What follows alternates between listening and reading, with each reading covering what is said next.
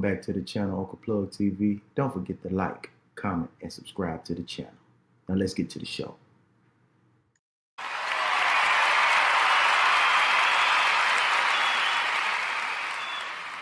Welcome back to Uncle Plug TV. I am your host, Uncle Plug, and today we have a reaction video from none other than my player partner, my podcast partner, my brother, Classic Codes. We're gonna dive right on in and get straight to it. I ain't taking it slow. Forgive me, Lord. I woke up in that mode. Whether the winters were left in the cold. And then we got the code language conversation. So let's move into the code language, chat. We moving right along today. The code language is called losing friends. Sheesh. We talking about losing friends in the code language conversation today. So I think losing friends is being someone who has been around long enough to have a reasonable amount of experiences. Looking at it now objectively, losing friends is a natural progression in life. It's not often that. Now, this topic is near and dear to my heart. I'm glad that my partner touched on this, because losing friends, I don't feel you lose friends. I think you lose associates, but you never lose friends. Not the ones that you call brothers, not the ones that you call, player partners for life. You know what I mean? We may grow apart, separate 6 degrees of separation, but I don't really think, hands down, you lose friends. You run into somebody from small, like a very young age, 3, 4, 5, that's not blood relative, and you just stay super duper tight all the way throughout life. Normally, at some point, relationships change, distance, time, somebody moves, somebody go to different colleges, people, untimely passings, all types of things happen. So I think losing friends is like a natural part of life. It's a natural progression in life for so many different reasons. Like I just listed a few. But I think for some people, they take losing friends really, really hard.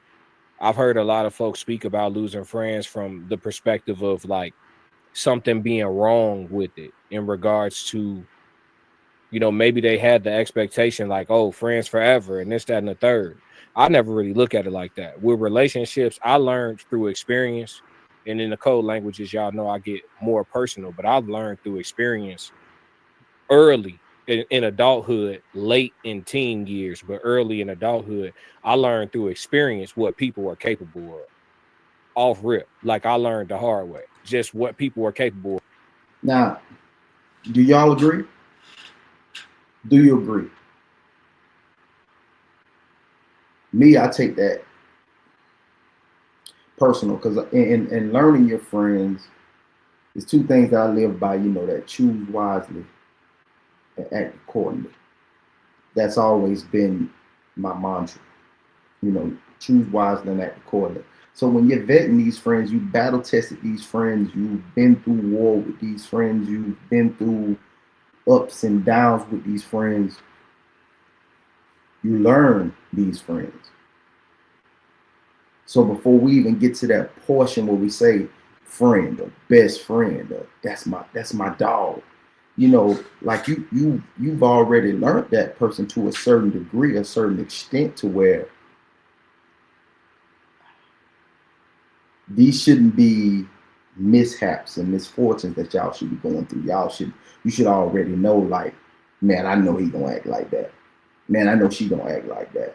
I already know how he get. I already know how he act. But I want to get to the point of the toleration. Like, how much do you tolerate from that friend? How much do you, let slide? Or, yeah, I'm gonna let that ride, To what point do you get to that point where it's like, now I'd have had enough. I'd have had enough. Or it's like, you know how it is. You take your space, do what you need to do, and then you come back together. What portion of the friendship is that? What is that called when you're like, oh, I'm taking a back seat to buddy right now. I'm taking a back seat to little mama right now. And then we'll get back. to what it was when we get back to it. You know, we'll keep going. Of like the lies people could tell, how sneaky people could be, how vindictive people could be, how vengeful people could be, how envious people could be, how jealous people could be. I learned from experience super like before graduating college, like 21, 20, 19, 22, all them little early adulthood years. I learned all of that, exactly what people were capable of. So that's when my perspective on relationships as a whole just changed.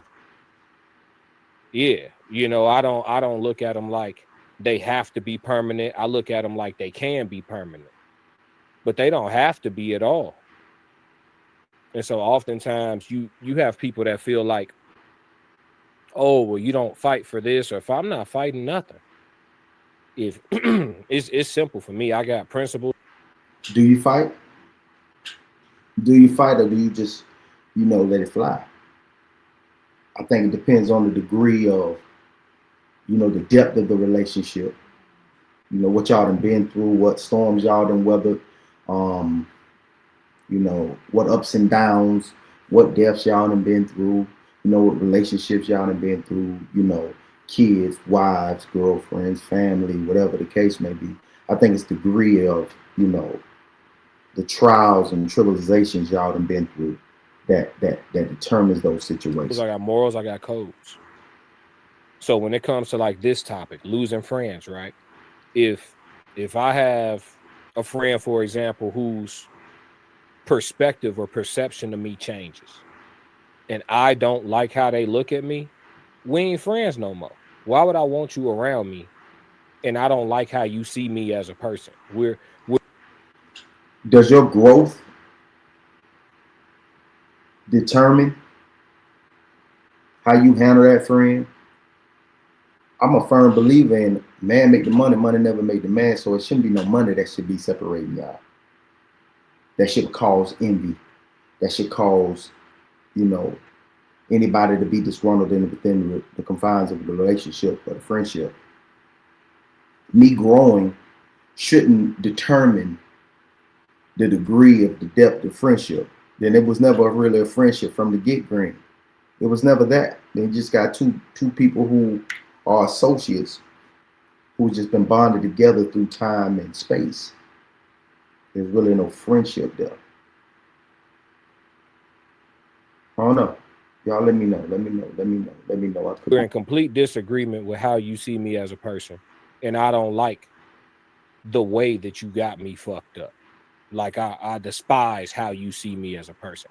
We not friends no more. Y'all think fighting for it is what? Like sitting down and talking about, well, why do you see me this way? And then you become your own defense attorney and explain to them you're not like that, and they have you, mixed up, and it's more so of this and not that, and now you're trying to convince this person to believe you aren't somebody that they think you are. Man, fuck all that. We have grown apart effectively. You know what I'm saying? We have effectively grown apart. Shit over with. We had a good run. This shit done. You know? That's one thing I never had issues with, is like letting people go. I told y'all, with my experiences, I learned early what people were capable of. And not just through my own experiences, things I've seen. Things I've seen. I've been the person on the phone listening to a female talk crazy about her bestie, and then get around her bestie and just love on bestie. Like I've been that person. Like I've seen that a trillion times from elementary school to adulthood. That's normal female behavior. When you see men exhibit that behavior, we call it female behavior. You know what I'm saying? That's normal protocol for females. Talk shit about each other and then play cute with each other. So like I learned early, like the evil nature of both women and the evil nature of dudes. I've lost male friends, I've lost female friends. That shit happens. Everybody not solid. And everybody don't have the same morals, and everybody don't have the same principles. That's why when people take losing friends hard, or when they don't understand why they lost friends, if you objectively are able to look back at whatever said relationship it was, you can see where the crossroads were, where the intersections were, where you guys weren't running parallel but perpendicular instead. You can see it. And if you take your emotions out of it for a second, shit, you will realize it makes sense. Like, yeah, that I can't agree. And that I can't agree. So in the same sense, I have to say that it's an emotional attachment. It's an emotional attachment to the friendship that's probably come to an end. And the persons that are involved um, have like collectively come to that agreement that the friendship has conveniently run its course. That it's conveniently run its course, and there's no turning back, or you just allow that. That's just how it is, and move on with your life. However you want to see it, however you want to see it, however you want to, depict it. Now, whoever watches this, you know what I mean. Like, I hope that this video helps you in moving forward in your so-called friendship. Me myself, I've I think I've over time I've putting people ahead of myself, or the idea of people ahead of myself. Like that's my fuel. Say I'm doing this so I can do this for such and such, or I can do this so I can be in the paint for such and such, or I can make sure I'm there for such and such, and this and that. I think that it's easier to just focus on oneself without thinking about who may benefit from whatever grind or hustle you putting in, or the way you're living and this and that, and you're doing it for I put my life on hold for friends.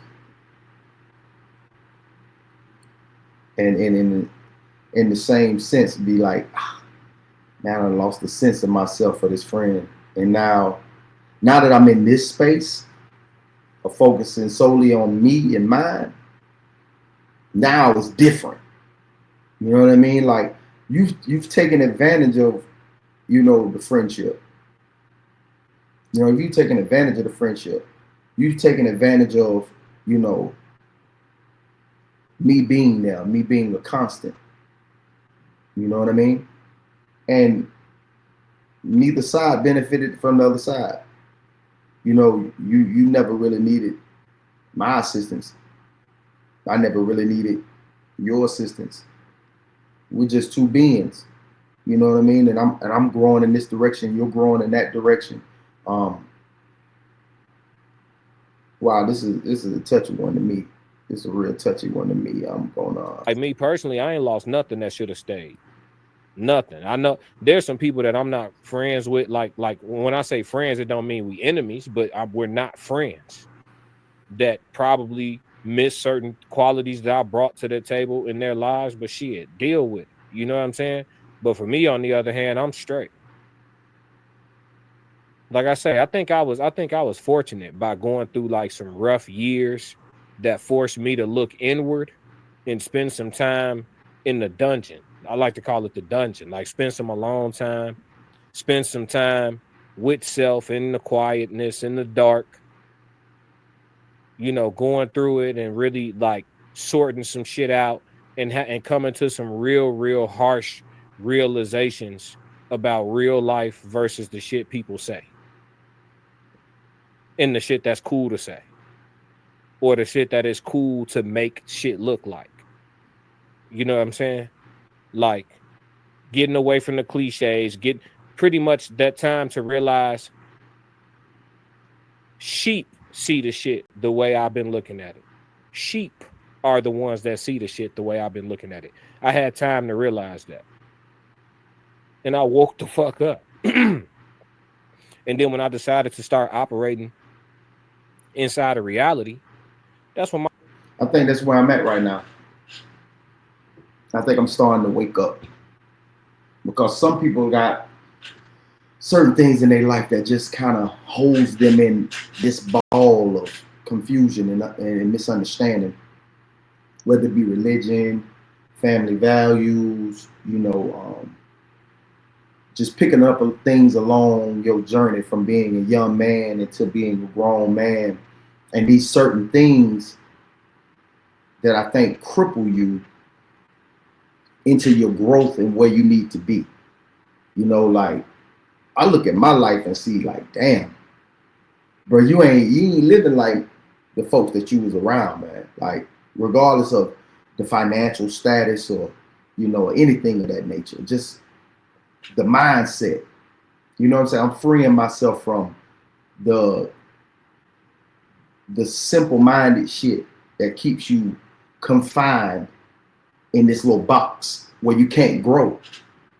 You know what I mean? To where you just can't see past this continual treadmill of bullshit that you've been living in life. I'm around people who think completely outside the box financially, spiritually, and most of them, I think the ones that think outside the box that I've come around, we formed this a little alliance together. And we formed this little conglomerate together that everybody plays their roles in that piece, and everybody has their own little personality that makes this like we're outsiders, but we're inside on the outsiders. You dig what I'm saying? Like we're inside of the outsiders. Like we ain't on that type of shit no more. Like, and I think it's the last little piece of letting people, family, friends, associates, people that we encounter that we've had in our lives for such a long time, but letting them go to get to the next level, to get to the next phase of life. You know what I mean? Because the more I step outside of that box, that fear of stepping outside of that box of the normal people that I deal with on a regular basis, used to deal with on a regular basis, I'm stepping into another lane of people that are making me better. Thinking that me staying loyal to this person or staying loyal to this idea, staying loyal to this value or whatever, me stepping outside of that box, not changing the value, because I will remain solid regardless of whom is around me, whom I have to, be around and make money with, or, I'm thinking outside of that box to where it's like, I'm becoming a better version of a dude that was already solid.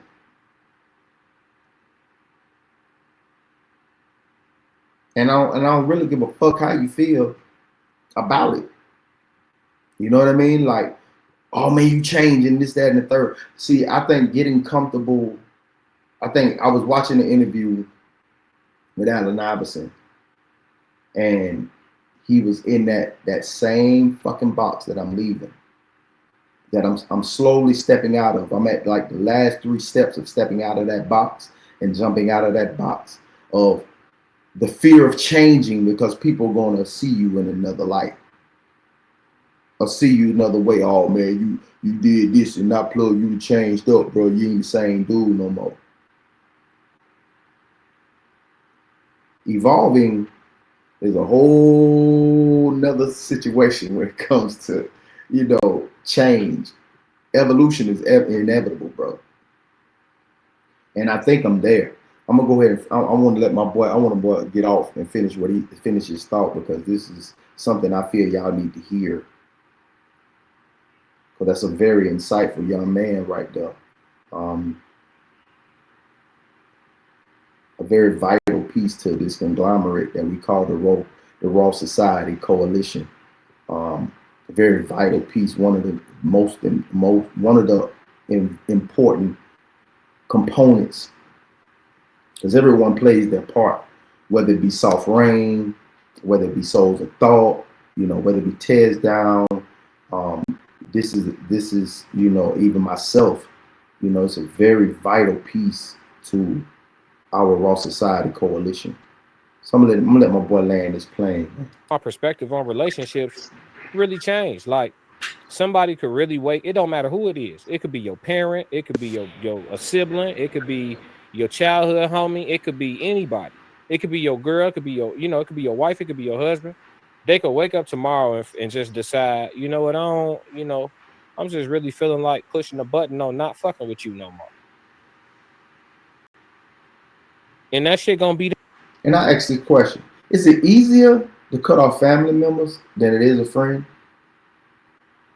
That's one of the questions I'm gonna pose. If anybody, does a reaction video to the reaction video out of the Raw Society Coalition, if anyone does a reaction video to the reaction video, I'm asking this question: it's easier to cut off family than it is a friend, because that family member was already there when you got there. You didn't ask to be here. They didn't ask to be here. They was already present and counted for when you got here. So is it easier to cut off a family member than it is a friend? Hell of a question. Go ahead, my boy. That, like, people could do that. So, putting too much stock in thinking shit gonna be forever and all that, that's crazy. I don't sit around waiting for stuff to end. And I also don't, sit around thinking about 20 years from now when it comes to like relationships. I'll plan 2 years with you, 3. You start talking about 10, yeah, we'll see. Because I know how fickle people can be. Maybe I come off as fickle to somebody. That's cool. Just get from around me. If you think ill of me, we shouldn't be around each other. If you don't like me, there's nobody on this planet that doesn't like me, but I like them. If you don't like me, I don't like you.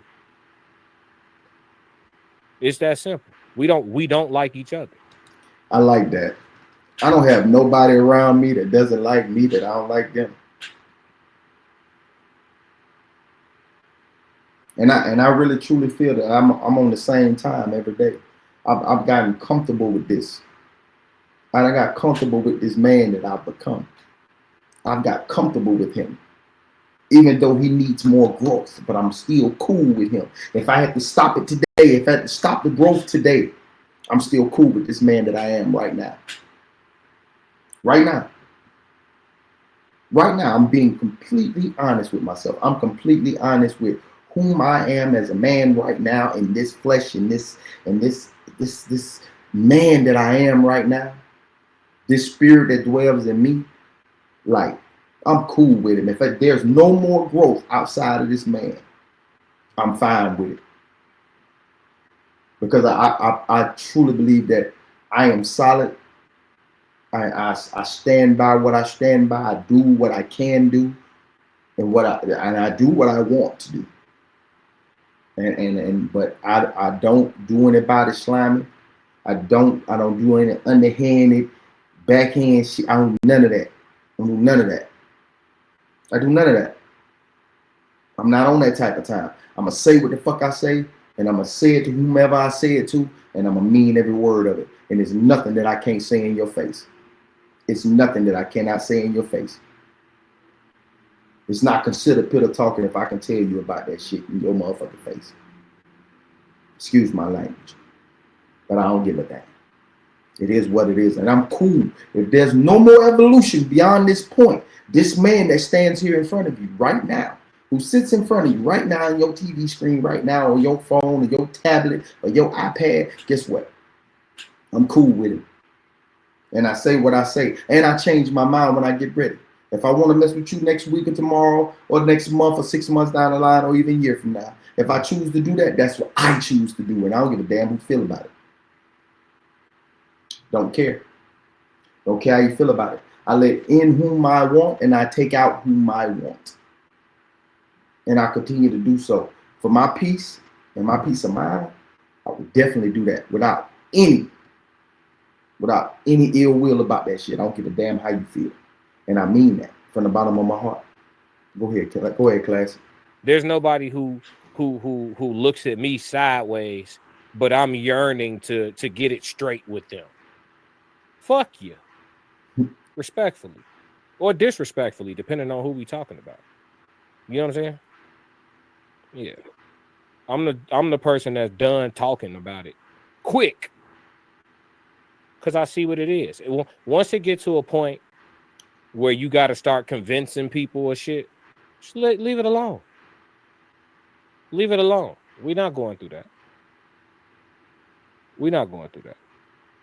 But yeah, man, losing friends. I think that people should change their perspective on it, because sometimes people that stop being friends, the shit goes too far left, and then you got fatalities, you got injuries, you got, mess, all type of stuff start happening. I think that if people just look at it for what it is, start trusting people to be people. Most folks have some type of a religion, right? So if y'all read y'all books, y'all can see that all these types of people that we encounter were in those books. The loyal ones, the snakes, the sneaky, the honest, the overly honest, the talented liars, the disguises, the everything. It's all in those books. All these people, these types of people, these archetypes of people, they ain't went nowhere. Still around. So if you trust people to be people, you stop being surprised, and when shit go left, you just shit. Let it go. Evolve. Take what you need from it. I truly understand where you're coming from, his perspective, everything on that. And coming up, as a young man, my 18s to 25s, to my 30s, I felt the same way.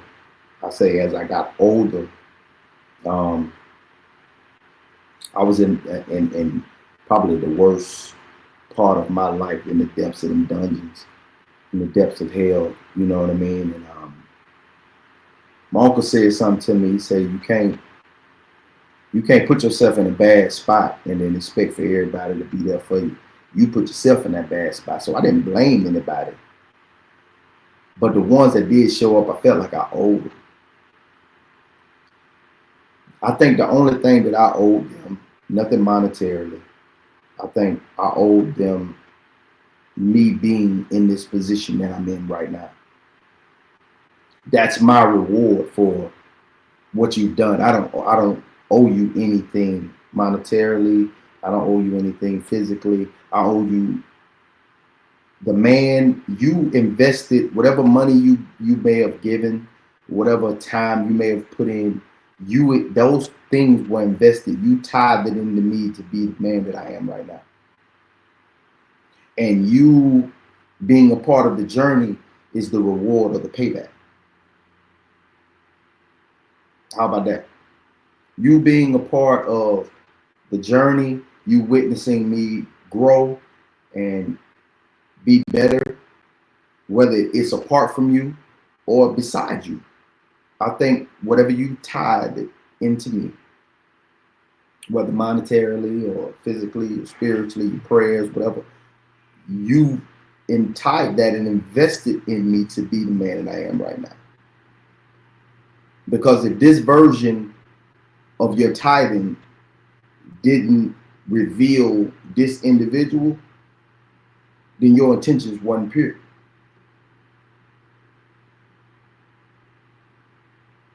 And if you've been around me and witnessing the growth from that dark time into this person right now, if you're not happy at the man that came out on the other end, then what was your intention?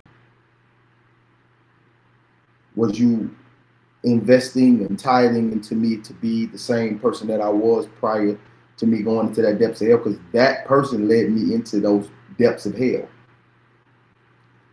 So you should be happy that I'm on this side of the hell. Was that your intention? Because if there's any ill will, then you did that so I could benefit you. Am I wrong?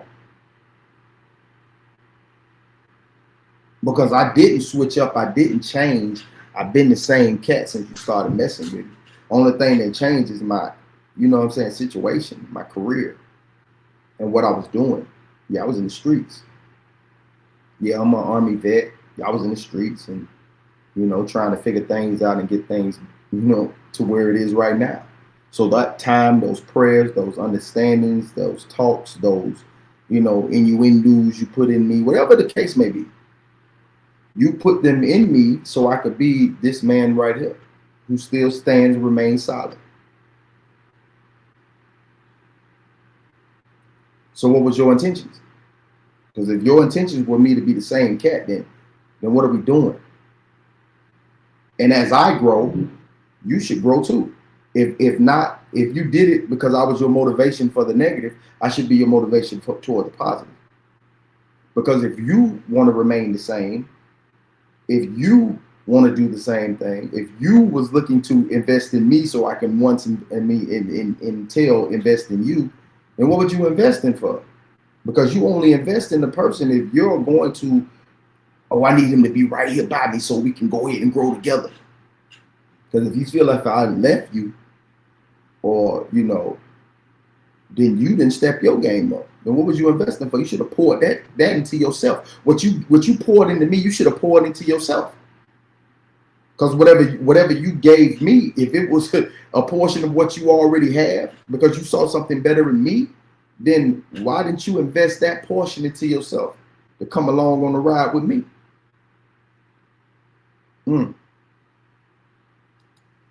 It's the way I see it, man. But y'all let me know if y'all agree or disagree. Let me know how y'all see it. In the comments. Let's have a conversation. Let's crack this code, man. That's my boy right there, man. That's my boy right there. Y'all tap into classic codes, man. Y'all tap into the classic codes, man. Man, consistently putting out super content.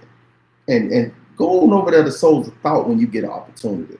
Man, putting out great content. We got our podcast, our segment over there, No Middleman, with Conversations of South Rain, and Souls of Thought. We on the panel every Monday, Tuesday, and Wednesday.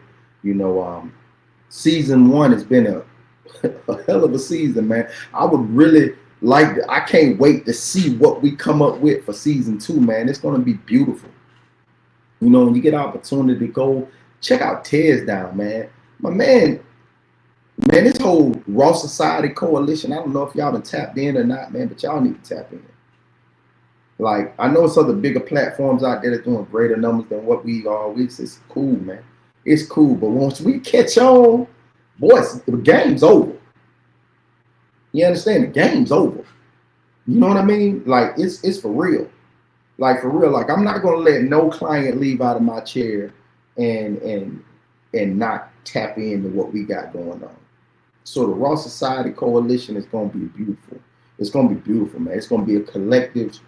It's going to be just us coming together and really putting out some real good content, man. Y'all going to love me. Y'all don't need your TV no more. Only thing you're going to need your TV for is the sports, man. And tomorrow, tune in, man. If y'all listen on Mondays at 12 noon Central Standard Time, 1 p.m. Eastern Standard Time, y'all tap in, man. Uncle Plugg Sports, me and Belly Bands coming at y'all boys, giving our take on college football and the NFL, doing big things, man. Y'all boys tap in with the Raw Society Coalition, man. We coming at you, man.